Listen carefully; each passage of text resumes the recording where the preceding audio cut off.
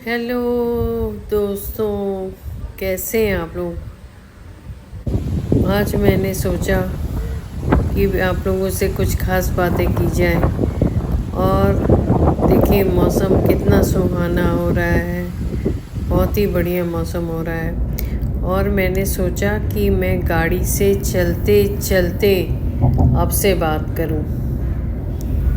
जी हाँ, काम पे निकली थी, मैंने कहा समय को यूज़ करूं, आप लोगों से बातें भी करूं। और बहुत लंबी जर्नी थी, जैसे कि मुंबई में बहुत आम है ट्रैफिक का मिलना और लंबे डिस्टेंस पे जाना। तो 1.5 घंटे के डिस्टेंस पे जाके मीटिंग करना हमारे लिए कोई ख़ास बात नहीं है। तो मैं आजकल वैसे ही मैं सौरभ के बारे में जो बातें कर रही हूँ वो कोई हेटर वाली बात नहीं है, क्योंकि मुझे इन सब चीज़ों से कोई लेना देना नहीं। कोई ये बात नहीं है कि मुझे किसी की ग्रोथ से कोई इशू है, नहीं। हार्ड वर्किंग लड़का है, ग्रो करना चाहिए अपनी लाइफ में। और आप जो भी अपनी लाइफ में काम कर रहे हो, मेरी बेस्ट विशेस आपके साथ है। तो प्लीज़ इसको एक नेगेटिव वे में मत लीजिएगा। मैंने जो चैनल को देख के ऑब्ज़र्व किया है, मैं अपना वही पॉइंट ऑफ व्यू रख रही हूँ। ये मेरा पॉइंट ऑफ व्यू है, हो सकता है कोई और कुछ और तरीके से देखे। तो मैं यहाँ पे अपनी बात कर रही हूँ एज ए कंज्यूमर, क्योंकि अगर मैं किसी के व्लॉग डेली देखती हूँ तो मुझे अपना पॉइंट ऑफ व्यू रखने का पूरा हक है। क्योंकि अगर मैं असल में बात करूं तो मैं बहुत शुक्रिया अदा करती हूं ऐसे लोगों का जो किसी के भी व्लॉग्स को रेगुलरली देखते हैं। क्योंकि व्लॉग्स का रेगुलरली देखने का मतलब है आप उस पर टाइम डालते हैं। और आजकल हर एक को टाइम का इशू है, सबको समय की कमी है। तो किसी के व्लॉग देखना और समय निकाल के देखना बहुत बड़ी बात है, और मैं ऐसे लोगों की बहुत रिस्पेक्ट करती हूँ। तो मैं बात कर रही हूँ सौरभ जोशी की यहाँ पर, और उनके चैनल की बात करूँगी। मैं बात करूँगी अब थोड़ा आप लोगों को पीछे ले जाऊँगी, पास्ट में, जब मैंने उनकी वीडियोस देखने शुरू किए थे। बेसिकली मैंने सौरभ के वीडियोस देखने शुरू किए लॉकडाउन के पीरियड में। हाँ राइट, लॉकडाउन के पीरियड में देखने शुरू किए थे, घर में खाली थे। और मैं तब इतनी ऐसी एडिक्ट हो गई कि मैं मतलब सुबह 8 बजे जैसे ही व्लॉग लोड होता था मैं देखती थी। और वो टाइम उनके हंसी वाले वीडियोस का था, आपको भी शायद याद होगा। बड़ी प्यारी सी फैमिली थी, बड़ी ग्राउंडेड थी, बड़ी डाउन टू अर्थ थी। मुझे बड़ी अच्छी लगती थी ये फैमिली, तो मैं उनके ब्लॉग्स भी बड़े अप्रिशिएट करती थी। सौरभ का हार्डवर्क मुझे अच्छा लगता था। बच्चे बड़े छोटे थे, पीयूष बड़ा छोटा सा बच्चा था। बड़ी मम्मी बहुत, सौरभ के मम्मी पापा बहुत ही प्यारे हैं, दादी थी। तो बड़ा मज़ा आता था ओरियो को देखने में।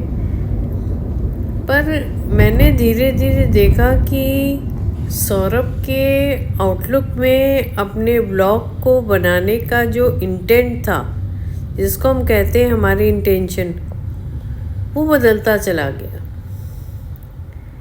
मतलब फिर वो आगे जा कर के, मैं आज की बात करूं या कुछ, अगर आप उनके पीछे के 5-6 व्लॉग्स उठा लें एक साथ, तो आप पाएंगे कि सारे व्लॉग्स एकदम एक जैसे हैं।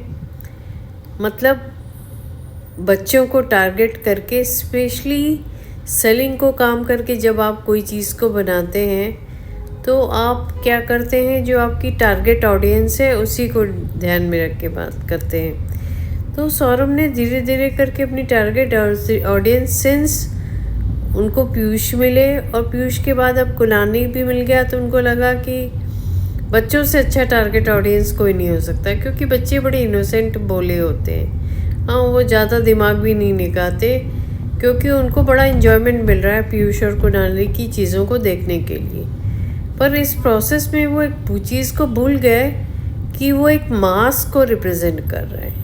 मास में पूरा समाज आ जाता है ना। मास में हम भी आते हैं, तो जब हमारे जैसे लोग देखने लगे इन वीडियोस को, मेरे जैसे कुछ और लोग भी देखते होंगे इस वीडियो को, जो एक सर्टेन एज ग्रुप में हैं, जो एक सर्टेन बैकग्राउंड को लेके आए हैं। और हाँ, मुझे यहाँ पे एक बात और करनी है, बीच में काटने के लिए माफ़ी चाहूँगी कि सौरभ अक्सर अपने पिताजी की पास्ट की बात करते हैं, माताजी की पास्ट की बात करते हैं। तो ऐसे ही लाइफ से हम सब गुजरे, हम आज क्या हैं और पास्ट में क्या थे और कैसे फाइनेंशियल क्राइसिस से आए हैं, वो मैं यहाँ बात करना भी नहीं चाहती। हमारी मेहनत से दिखता है, हमारे जिस कंफर्ट में हम रहते हैं उससे दिखता है कि हमें कंफर्ट जोन की आदत नहीं है ना।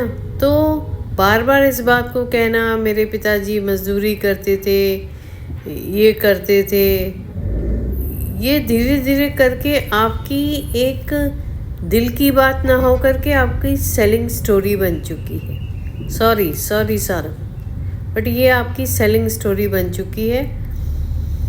तो मैं इन चीज़ों से इम्प्रेस इसलिए नहीं होंगी कि ऐसे बैकग्राउंड से निकलने वालों की कमी नहीं है, स्पेशली हिंदुस्तान में नहीं है। यहाँ पे बड़े मेहनती लोग पाए जाते हैं, इसीलिए विदेश में यहाँ के लोगों की बड़ी डिमांड है, क्योंकि मेहनत करने की कैपेसिटी हिंदुस्तानियों में बहुत ज़्यादा है ना।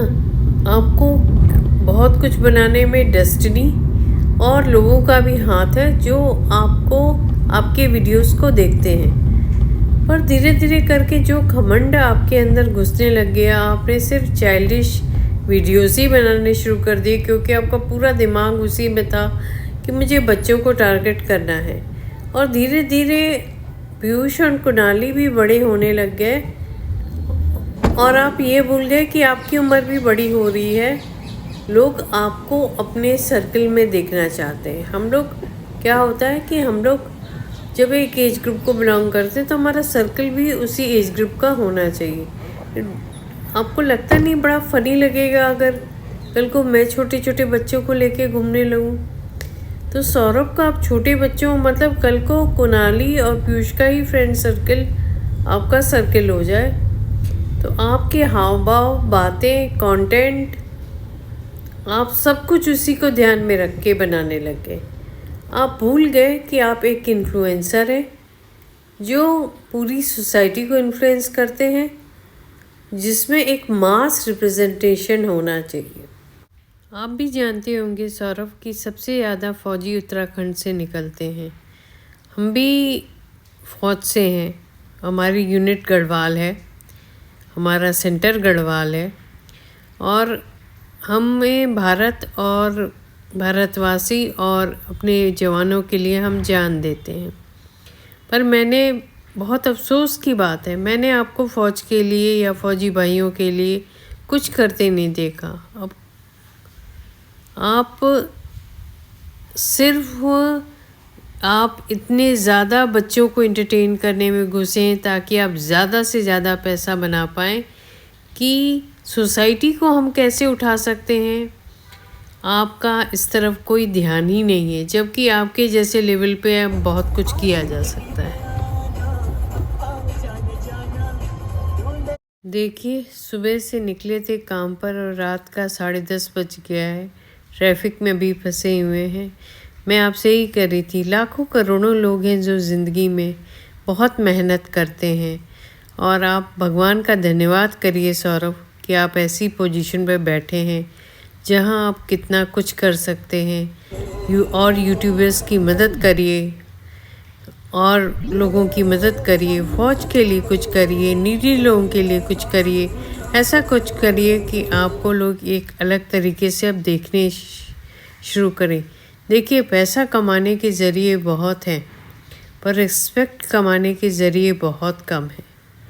तो मेरी आपसे यही राय है कि अब आप थोड़ा सा अपने चैनल को डिफरेंट नज़रिए से देख के डिफरेंट तरीके के कंटेंट बनाएं, वो लोगों की ज़िंदगी में एक बदलाव लेके आए, ना सिर्फ कि वो बच्चों का एक कार्टून चैनल बन के रह जाए।